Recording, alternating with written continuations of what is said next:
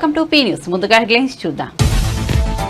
AP assembly సమావేశాలు ప్రారంభం. తొలుత సీఎం, తర్వాత డిప్యూటీ సీఎం ప్రమాణం. సభ్యులతో ప్రమాణం చేయించిన ప్రొటెం స్పీకర్.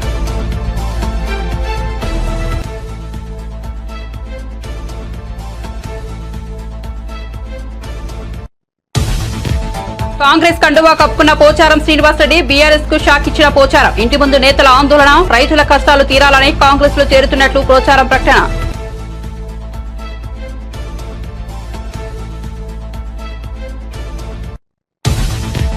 రెండున్నరేళ్ల క్రితం చంద్రబాబు భార్య భువనేశ్వరికి నిండు అసెంబ్లీలో అవమానం. నాడు మనస్తాపంతో అసెంబ్లీని వీడిన బాబు మళ్లీ ముఖ్యమంత్రిగానే అడుగు పెడతానని శపథం. ఘన స్వాగతం పలికిన టీడీపీ శ్రేణులు.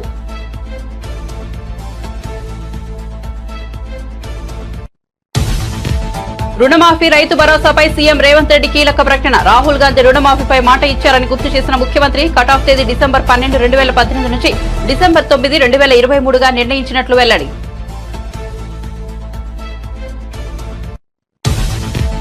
చొప్పదండి ఎమ్మెల్యే సత్యం భార్య రూపాదేవి ఆత్మహత్య. ఆల్వాల్లోని నివాసంలో ఉరి వేసుకుని మృతి. ప్రభుత్వ ఉపాధ్యాయురాలుగా పనిచేస్తున్న రూపాదేవి.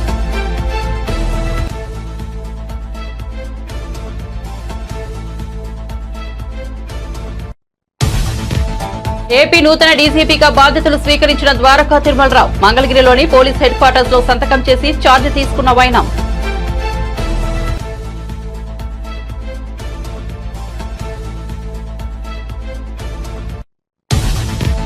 బొగ్గు గనుల వేలం. సింగరేణి ఉద్యోగులకు కిషన్ రెడ్డి హామీ. గనుల వేలంతో రాష్ట్ర ప్రభుత్వాలకు లబ్ధి ఉంటుందని వెల్లడి. ఉద్యోగులు, కార్మికులకు నష్టం జరగకుండా చూస్తామన్న కేంద్ర మంత్రి. ఆదాయం కోసమే బొగ్గు గనులను వేలం వేయడం లేదని స్పష్టీకరణ. బాపట్ల జిల్లాలో హత్యాచార ఘటన. వెంటనే ఘటనా స్థలానికి వెళ్లాలని హోంమంత్రిని ఆదేశించిన సీఎం చంద్రబాబు. ఈపురపాలెం వద్ద రైలు పట్టాల పక్కన యువతి మృతదేహం. అత్యాచారం చేసి చంపి ఉంటారని భావిస్తున్న వైనం.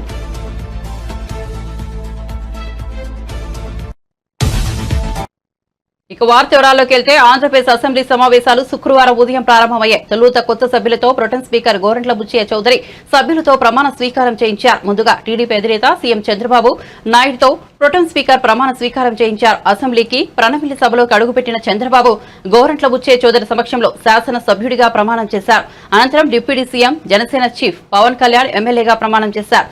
సీఎం, డిప్యూటీ సీఎం తర్వాత మంత్రులు అచ్చెన్నాయుడు, వంగలపూడి అనిత వరుసగా ప్రమాణం చేశారు. మంత్రుల తర్వాత ఎమ్మెల్యేలతో ప్రొటెం స్పీకర్ ప్రమాణం చేయించారు. నారా చంద్రబాబు నాయుడు అనే నేను శాసనసభ సభ్యునిగా ఎన్నిక అయినందున శాసనం ద్వారా నిర్మితమైన భారత రాజ్యాంగం పట్ల నిజమైన విశ్వాసం, విధేయత చూపుతానని, భారతదేశ సార్వభౌమాధికారాన్ని, సమగ్రతను కాపాడుతానని, నేను స్వీకరించబోయే కర్తవ్యాన్ని శ్రద్ధాశక్తులతో నిర్వహిస్తానని దైవ సాక్షిగా ప్రమాణం చేస్తున్నాను.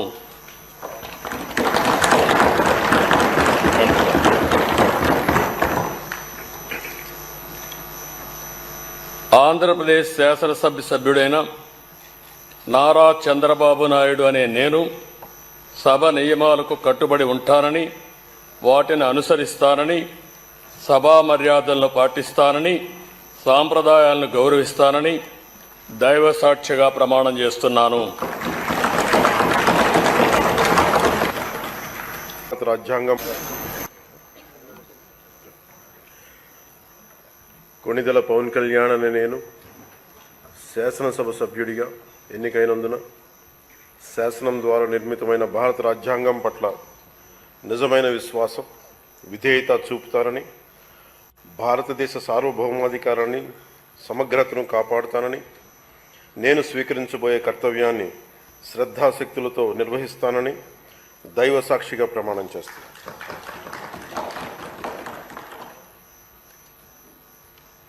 కొణిదెల పవన్ కళ్యాణ్ అని నేను ఆంధ్రప్రదేశ్ శాసనసభ సభ్యుడైన కొణిదెల పవన్ కళ్యాణ్ అని నేను సభా నియమాలకు కట్టుబడి ఉంటానని, వాటిని అనుసరిస్తానని, సభా మర్యాదలను పాటిస్తానని, సాంప్రదాయాలను గౌరవిస్తానని దైవ సాక్షిగా ప్రమాణం చేస్తున్నాను.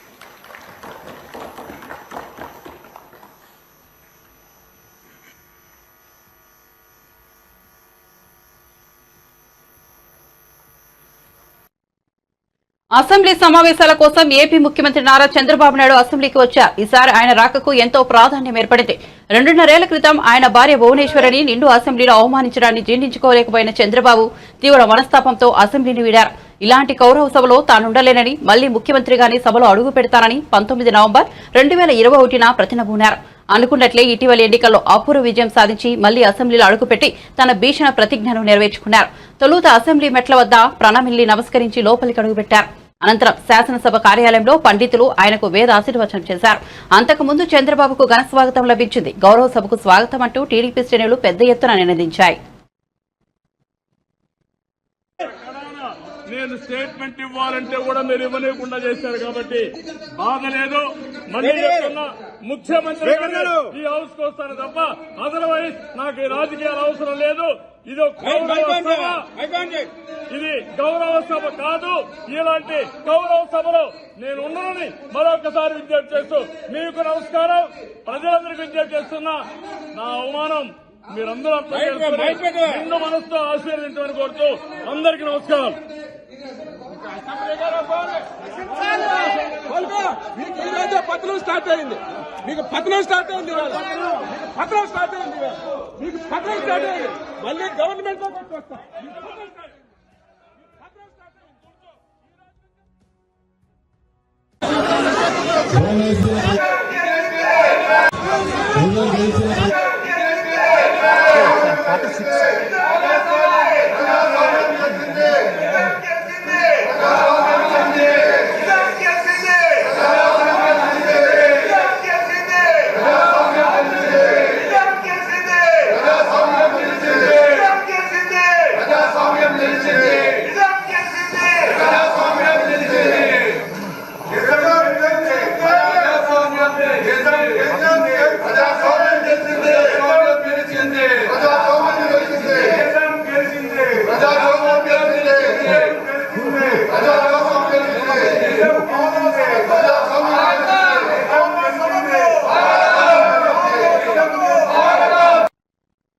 బీఆర్ఎస్ పార్టీకి తెలంగాణ మాజీ speaker Banswada MLA Pocharam Srinivasa Reddy shock ఇచ్చారు. ముఖ్యమంత్రి రేవంత్ రెడ్డి సమక్షంలో ఆయన కాంగ్రెస్ కండువా కప్పుకున్నారు. శుక్రవారం పోచారం శ్రీనివాసరెడ్డి నివాసానికి వచ్చిన రేవంత్ రెడ్డి పోచారంను పార్టీలోకి ఆహ్వానించారు. ఈ ఆహ్వానాన్ని మన్నించి కాంగ్రెస్ లో చేరుతున్నట్లు పోచారం ప్రకటించారు. అనంతరం రేవంత్ రెడ్డి ఆయనకు కాంగ్రెస్ కండువా కప్పి పార్టీలోకి ఆహ్వానించారు. పార్టీలో సముచిత స్థానం కల్పిస్తామని సీఎం చెప్పారు. రైతుల సంక్షేమానికి పోచారం ఎంతగానో పాటుపడ్డారని కొనియాడారు. పోచారం శ్రీనివాసరెడ్డితో పాటు ఆయన కుమారుడు కూడా పార్టీ మారారు. రైతుల సంక్షేమం కోసమే పార్టీ మారారని, రాజకీయంగా తానేమీ ఆశించట్లేదని పోచారం శ్రీనివాసరెడ్డి చెప్పారు. గత 6 నెలలుగా కాంగ్రెస్ ప్రభుత్వం చిత్తశుద్దితో పనిచేస్తోందని, రైతుల సంక్షేమం కోసం నిజాయితీగా పాటుపడుతోందని అన్నారు. ఎన్ని ఇబ్బందులు ఎదురవుతున్నా అన్నదాతను ఆదుకునే విషయంలో వెనకడుగు వేయలేదని ప్రభుత్వాన్ని ప్రశంసించారు. ఈ నేపథ్యంలో తన రాజకీయ ప్రస్థానం కాంగ్రెస్ నుంచే మొదలైందని ఆయన గుర్తు చేసుకున్నారు. రాష్ట్ర ప్రగతి, రైతుల ప్రగతి కోసం పనిచేస్తానని వివరించారు.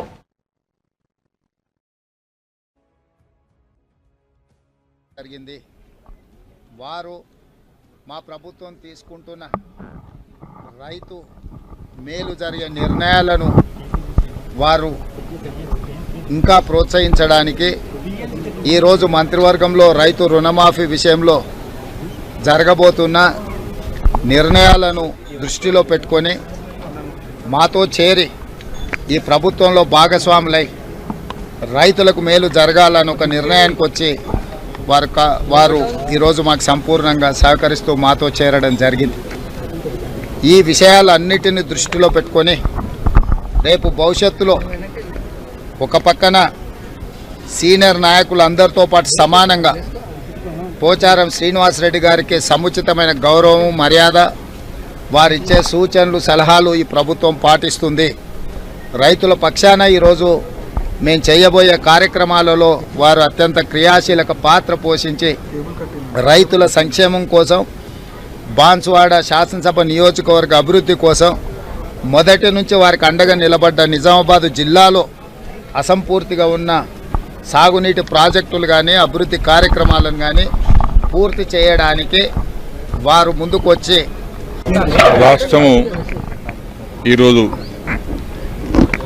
ఏర్పడి 10 సంవత్సరాలు పూర్తయిన తర్వాత కొత్త ప్రభుత్వము రేవంత్ రెడ్డి గారి యొక్క గౌరవనీయులు రేవంత్ రెడ్డి గారి యొక్క నాయకత్వంలో కొత్త ప్రభుత్వం కాంగ్రెస్ ప్రభుత్వం ఏర్పడిన తర్వాత జరుగుతున్నటువంటి పరిణామాలను కూడా నేను చూస్తూ ఉన్నాను. వారిని అందుకే ఈరోజు నేను స్వాగతించాను, మా ఇంటికి మనస్ఫూర్తి వారికి స్వాగతించాను. వారు చేస్తున్నటువంటి కార్యక్రమాలు రైతు పక్షపాతిగా, రైతు సంక్షేమం కోసం, రాష్ట్రంలో ఉన్నటువంటి సాగునీటి ప్రాజెక్టుల ప్రగతి కోసం వారు తీసుకున్న నిర్ణయాలన్నీ కూడా ఆమోదయోగ్యమైనటువంటి నిర్ణయాలు ఉన్నాయి. కాబట్టి నేను కూడా ఇప్పుడు అగ్రికల్చర్గా నేను రైతు బిడ్డను కాబట్టి, పుట్టుకతో రైతు కాబట్టి, వ్యవసాయంతో ఉన్నటువంటి కష్ట సుఖాలు నేను తెలుసు కాబట్టి, వారు చేసేటువంటి ప్రతి మంచి పనికి రైతాంగానికి వారు చేస్తున్నటువంటి కార్యక్రమాలకు అండగా ఉండాలని, అండగా ఉండి రైతు సంక్షేమాన్ని కోరుకోవాలని, రైతులు బాగుపడాలని, రైతుల కష్టాలు తీరాలనే ఒక ఆకాంక్షతో నేను ఈరోజు వారి నాయకత్వంలో, రేవంత్ రెడ్డి గారి నాయకత్వంలో కాంగ్రెస్ పార్టీలో వచ్చాం. తప్పనిసరిగా ఈ ప్రభుత్వం గత 6 మాసాలుగా చూస్తూ ఉన్నాం, అబ్జర్వ్ చేస్తూ ఉన్నాం, చిత్తశుద్ధితో పనిచేస్తూ ఉన్నారు. కొత్త ప్రభుత్వం, కొత్త సమస్యలు వస్తాయి. వాటిని అధిగమించి చిన్న వయసులోనే ధైర్యంతో ముందుకెళ్తూ రాష్ట్రాన్ని ముందుకు తీసుకెళ్తా ఉన్నారు. వారిని నేను మెచ్చుకుంటా ఉన్నాను, అభినందిస్తూ ఉన్నాను. వాళ్ళ క్యాబినెట్ కూడా అభినందిస్తూ ఉన్నాను. కాబట్టి మంచి ఆలోచనతో వారు వచ్చారు. నేను కూడా మంచి ఆలోచనతోటే నా జీవితంలో రాజకీయంగా నేను ఆశించేది ఏం లేదు. నేను ఆశించేది రైతు సంక్షేమం. నేను వ్యవసాయ శాఖ మంత్రిగా చేశాను, బ్యాంక్ చైర్మన్గా చేశాను. ఇవన్నీ రైతుతో ముడిపడ్డటువంటి సంస్థలు ఇవన్నీ. కాబట్టి రాష్ట్ర ప్రగతిలో వారు చేసేటువంటి అభివృద్ధికి, వారు సంకల్పించినటువంటి కార్యక్రమాలకు చేదోడు వాదోడుగా ఉండి రాష్ట్ర ప్రగతి కోసం, రైతు ప్రగతి కోసం అందరం కలిసికట్టుగా సమిష్టిగా కృషి చేస్తాం. పొంగులేటి గారు కూడా, శ్రీనివాసరెడ్డి గారు కూడా పాత మిత్రులే మాకు. వారు రెవెన్యూ శాఖ మంత్రిగా మంచి పోర్ట్ఫోలియో వారి దగ్గర ఉంది. వారి సహకారంతో, అందరి సహకారంతో రాష్ట్ర ప్రగతిలో అందరం పాలు పంచుకుందాం. ఆ సందర్భంలోనే గౌరవనీయులు మన గౌరవ ముఖ్యమంత్రి రేవంత్ రెడ్డి గారి యొక్క నాయకత్వంలో బలపరుస్తూ ఈరోజు అందరం కలిసి రాష్ట్ర భవిష్యత్తు కోసం పనిచేస్తామని మనం చేస్తా ఉన్నాం. నేను కూడా టీఆర్ఎస్ పార్టీ జరగకుండా ముందు తెలుగుదేశం పార్టీలో ఉన్నా. నేను ఆనాడు తెలుగుదేశం పార్టీ నుంచి టీఆర్ఎస్ పార్టీ రావడానికి గల కారణాలు ఏందో ఆనాడుండే, అప్పుడు కూడా వచ్చాను కదా. మరి 2 లక్షల వరకు రుణమాఫీ చేస్తామని తమ పార్టీ నాయకుడు రాహుల్ గాంధీ మాట ఇచ్చారని, ఆ ప్రకారం రుణమాఫీ చేయాలని మంత్రివర్గం నిర్ణయించిందని తెలంగాణ ముఖ్యమంత్రి రేవంత్ రెడ్డి తెలిపారు. ఏకకాలంలో మాఫీ చేస్తామన్నారు. శుక్రవారం కేబినెట్ భేటీ అనంతరం ఆయన మీడియా సమావేశంలో మాట్లాడుతూ తెలంగాణ ఇస్తానన్న సోనియా గాంధీ మాట నిలబెట్టుకున్నారని తెలిపారు. మే 6, 2022లో వరంగల్ రైతు డిక్లరేషన్లో 2 లక్షల రుణమాఫీ చేస్తామని రాహుల్ గాంధీ హామీ ఇచ్చారని తెలిపారు. గత ప్రభుత్వం 10 ఏళ్ల కాలంలో 28,000 కోట్లు రుణమాఫీ చేసిందన్నారు. వ్యవసాయాన్ని పండుగ చేయాలన్న ఆలోచన ఏదైతే కాంగ్రెస్ పార్టీ విధానం ఉన్నదో, ఇదే కాకుండా కాంగ్రెస్ పార్టీ శ్రీమతి సోనియా గాంధీ గారు, శ్రీ మల్లికార్జున్ ఖర్గే గారు, శ్రీ రాహుల్ గాంధీ గారు మాట ఇస్తే మడమతి పని నాయకులుగా గతంలో తీసుకున్న నిర్ణయాలు మీకు అందరికీ తెలుసు. 2004 సంవత్సరంలో ఆనాడు కరీంనగర్ గడ్డ మీద శ్రీమతి సోనియా గాంధీ గారు తెలంగాణ రాష్ట్రాన్ని ఇస్తానన్న మాట నిలబెట్టుకోవడానికి ఎంతో సాహసోపేతమైన నిర్ణయాలు చేసిండ్రో మీకు అందరికీ తెలుసు. తద్వారా ఉత్పన్నమైన రాజకీయ సంక్షోభం కావచ్చు, కాంగ్రెస్ పార్టీ ఎదుర్కొన్న విపత్కరమైన పరిస్థితులు కావచ్చు, మీకు అందరికీ తెలుసు. అయినా శ్రీమతి సోనియా గాంధీ గారు ఇచ్చిన మాట నిలబెట్టుకొని మనకు తెలంగాణ రాష్ట్రాన్ని ఇవ్వడం జరిగింది. కాంగ్రెస్ పార్టీ శ్రీమతి సోనియా గాంధీ గారు ఏదైనా మాట చెప్పిండ్రు అంటే అది శిలాశాసనం. ఎలాంటి పరిస్థితులు వచ్చినా ఎదుర్కొని నిలబడి ఇచ్చిన మాట నిలబెట్టుకోవడం మా నాయకుల యొక్క గొప్పతనం, మా నాయకుల యొక్క కమిట్మెంట్. అలాంటి నాయకత్వం నుంచి వచ్చిన రాహుల్ గాంధీ గారు మే 6 తారీఖు 2022 వరంగల్లో రైతు డిక్లరేషన్లో 2 లక్షల రూపాయల రైతు రుణమాఫీ చేస్తామని మాట ఇవ్వడం జరిగింది. చాలా సందర్భాలలో చాలా మంది నాయకులు, రాజకీయ పక్షాలు, విశ్లేషకులు కూడా గతంలో ఉన్న పాలకుల యొక్క ప్రకటనలు, నిర్ణయాలను దృష్టిలో పెట్టుకొని కాంగ్రెస్ పార్టీ కూడా అలవి కానీ అమలు చేయలేని హామీలు ఇచ్చిండ్రు అన్నట్టుగా చర్చలు, విశ్లేషణలు చేయడం మొదలుపెట్టిండ్రు. అందుకే ఈ మంత్రివర్గంలో ఇచ్చిన మాట ప్రకారం 2 లక్షల రూపాయల రైతు రుణమాఫీ చేయాలి అని మా మంత్రివర్గం పూర్తి స్థాయిలో విశ్లేషించి, చర్చించి, వివిధ బ్యాంకులలో ఉన్న రుణాలకు సంబంధించిన వివరాలు సేకరించి వాటన్నిటిని క్రోడీకరించి ఆ రైతు రుణమాఫీ చెయ్యాలి అని మేము నిర్ణయం తీసుకున్నాం. తెలంగాణ రాష్ట్రం వచ్చిన తర్వాత గత ప్రభుత్వం 2 సార్లు ప్రభుత్వాన్ని ఏర్పాటు చేసినప్పుడు 2014 నుంచి 2018, 2018 నుంచి 2023 వరకు 2014 సంవత్సరంలో మార్చి 31, 2014 తారీఖు వరకు కట్ ఆఫ్ డేట్ తీసుకొని ఆనాటి ప్రభుత్వం రైతు రుణమాఫీ చేస్తే 16,000 కోట్ల రూపాయలు రైతుల ఖాతాలలో వేయడం జరిగింది. అదేవిధంగా 2018 తెలంగాణ కాంగ్రెస్ ఎమ్మెల్యే భార్య ఆత్మహత్య కలకలం సృష్టించింది. కరీంనగర్ జిల్లా చొప్పదండి కాంగ్రెస్ ఎమ్మెల్యే మేడిపల్లి సత్యం భార్య రూపాదేవి గురువారం సాయంత్రం బలవన్మరణానికి పాల్పడ్డారు. అల్వాన్లోని పంచచీర కాలనీలో నివాసం ఆమె ఉరివేసుకున్నారు. రూపాదేవి వికారాబాద్ జిల్లాలో ప్రభుత్వ ఉపాధ్యాయురాలుగా పనిచేస్తున్నారు. ఆమె ఆత్మహత్య చేసుకోవడానికి కారణాలు తెలియాల్సి ఉంది. కేసు నమోదు చేసుకున్న పోలీసులు సూసైడ్ కు గల కారణాలపై దర్యాప్తు చేస్తున్నారు. రూపాదేవి మృతదేహాన్ని కొంపల్లిలోని ఓ ప్రైవేట్ ఆసుపత్రికి తరలించారు. 11:15 అట్లా మాకు రిపోర్ట్ వచ్చింది. దాంతో మేము స్పాట్కి వెళ్ళి చూసాము. ఆడిపోయి కనుక్కుంటే ఏంటంటే 10 o'clock భోజనం చేసిన తర్వాత రూపాదేవి గారు స్టమక్ ఎక్కువ వస్తుందని చెప్పేసి, భరించలేని నొప్పి అని చెప్పేసి వాష్రూమ్కి వెళ్తామని చెప్పేసి బెడ్రూమ్లోకి వెళ్ళిపోయి డోర్ లాక్ చేసుకున్నారు. చాలాసేపటి చూసరికి ఇంకా రావట్లేదని చెప్పేసి వీళ్ళు డౌట్ వచ్చేసి మళ్ళీ పోయి తలుపు కొట్టేసి ఇంతకి ఓపెన్ చేయకపోయేసరికి వీళ్ళు విండో పగలగొట్టి చూశారు లోపలికి.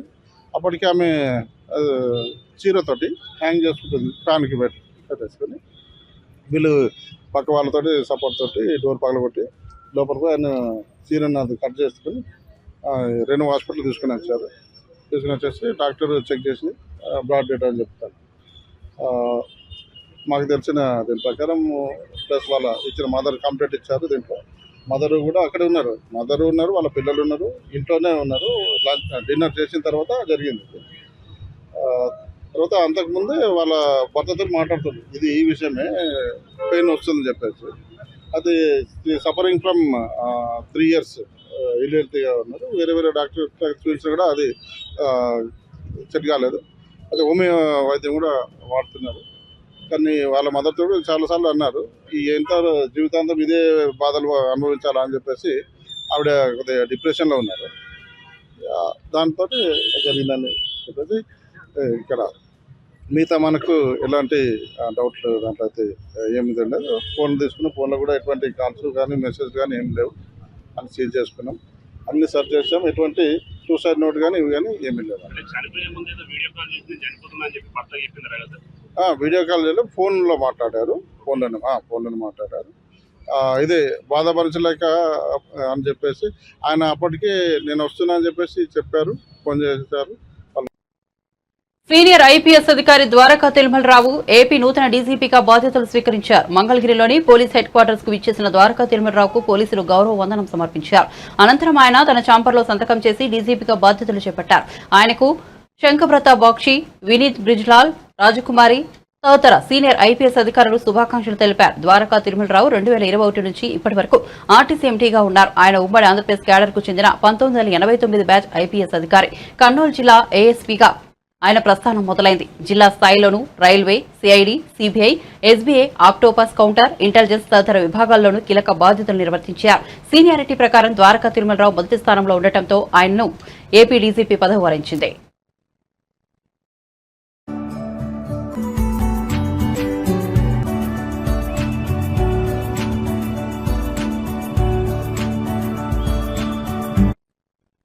బాపట్ల జిల్లా ఈపురుపాలెం వద్ద ఓ యువతిపై అత్యాచారం చేసి హత్యకు పాల్పడిన ఘటన చోటు చేసుకుంది. రైలు పట్టాల పక్కనే యువతి మృతదేహం పడి ఉంది. ఆమెకు స్థానిక సీతారాంపేటకు చెందిన యువతిగా గుర్తించారు. ఈ ఘటనపై సీఎం చంద్రబాబు ఆగ్రహం వ్యక్తం చేశారు. వెంటనే ఘటనా స్థలానికి వెళ్లి బాధిత కుటుంబాన్ని కలవాలని హోంమంత్రి వంగల్పూడి అనితను ఆదేశించారు. మృతురాలి కుటుంబానికి ప్రభుత్వం తరపున అండగా ఉండాలని చంద్రబాబు నిర్దేశించారు. వేగంగా దర్యాప్తు చేసి నిందితులకు కఠిన శిక్ష పడేలా చూడాలని స్పష్టం చేశారు. దర్యాప్తులో అలసత్వం లేకుండా జాప్యం జరగకుండా చూడాలని పేర్కొన్నారు. కాగా ముఖ్యమంత్రి చంద్రబాబు ఆదేశాలతో రాష్ట్ర హోంమంత్రి అనిత బాపట్ల జిల్లా ఈపురుపాలెం వెళ్లి సంఘటనా స్థలాన్ని పరిశీలించారు. బాధిత కుటుంబాన్ని పరామర్శించారు. తప్పకుండా న్యాయం చేస్తామని భరోసా ఇచ్చారు.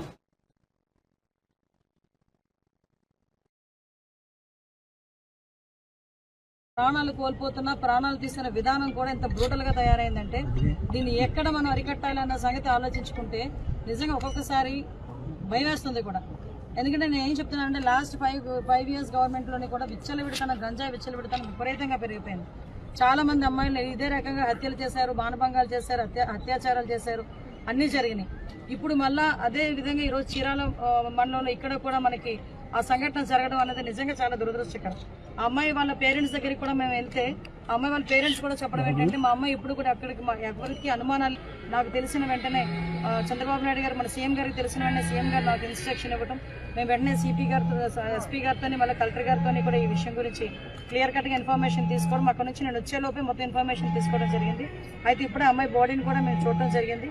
అమ్మాయి బాడీ కూడా ఈరోజు ఇప్పుడే పోస్ట్ మార్టం జరగడానికి కూడా కలెక్టర్ గారు కూడా దానికి మనందరికీ కూడా పర్మిషన్ ఇచ్చారు.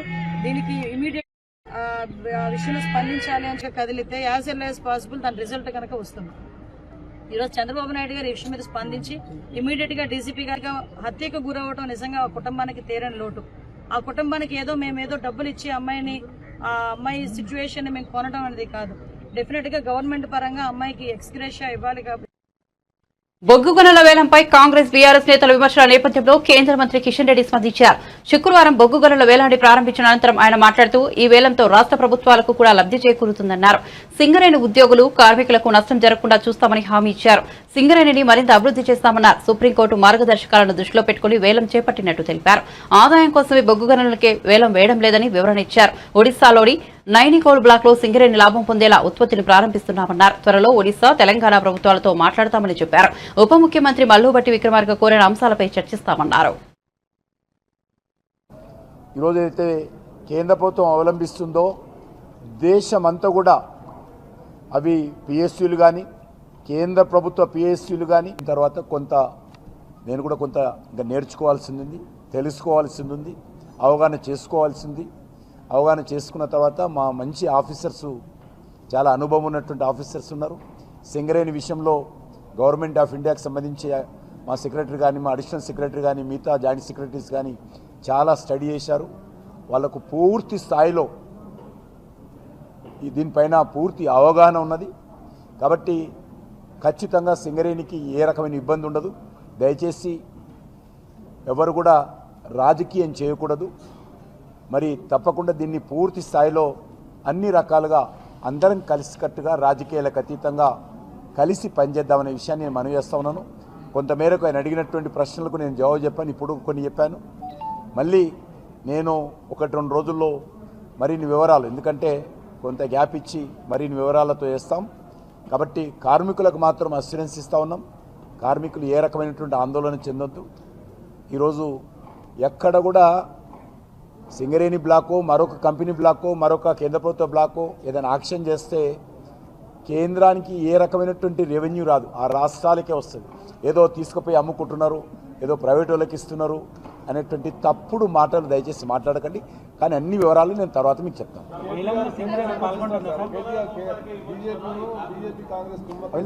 అవి చాలా రోజుల నుంచి అంటారు.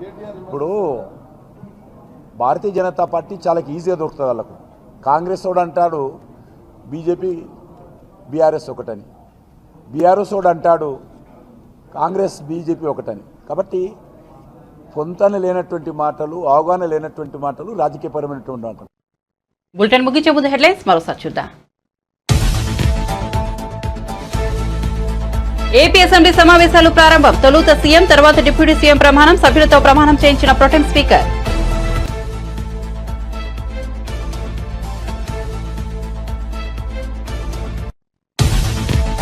కాంగ్రెస్ కండువా కప్పుకున్న పోచారం శ్రీనివాసరెడ్డి బీఆర్ఎస్ కు షాక్ ఇచ్చిన పోచారం ఇంటి ముందు నేతల ఆందోళన రైతుల కష్టాలు తీరాలని కాంగ్రెస్ లో చేరుతున్నట్లు పోచారం ప్రకటన.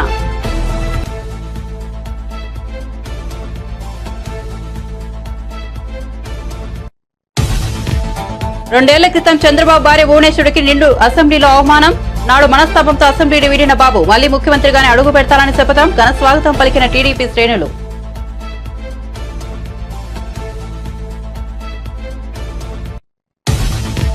రుణమాఫీ రైతు భరోసాపై సీఎం రేవంత్ రెడ్డి కీలక ప్రకటన. రాహుల్ గాంధీ రుణమాఫీపై మాట ఇచ్చారని గుర్తు చేసిన ముఖ్యమంత్రి కటాఫ్ తేదీ డిసెంబర్ 12, 2018 నుంచి డిసెంబర్ 9, 2023గా నిర్ణయించినట్లు వెల్లడి.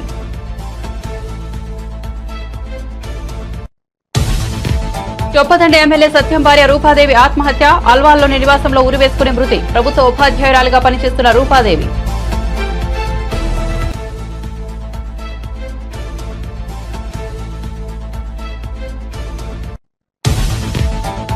ఏపీ నూతన డీజీపీగా బాధ్యతలు స్వీకరించిన ద్వారకా తిరుమలరావు. మంగళగిరిలోని పోలీస్ హెడ్ క్వార్టర్స్ లో సంతకం చేసి ఛార్జీ తీసుకున్న వైనం.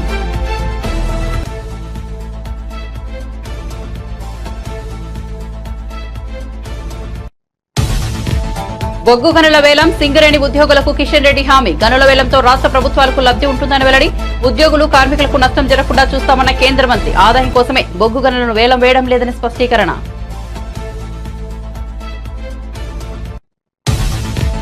బాపట్ల జిల్లాలో అత్యాచార ఘటన. వెంటనే ఘటనా స్థలానికి వెళ్లాలని హోంమంత్రిని ఆదేశించిన సీఎం చంద్రబాబు. ఈపురపాలెం వద్ద రైలు పట్టాల పక్కన యువతి మృతదేహం. అత్యాచారం చేసి చంపి ఉంటారని భావిస్తున్న వైనం.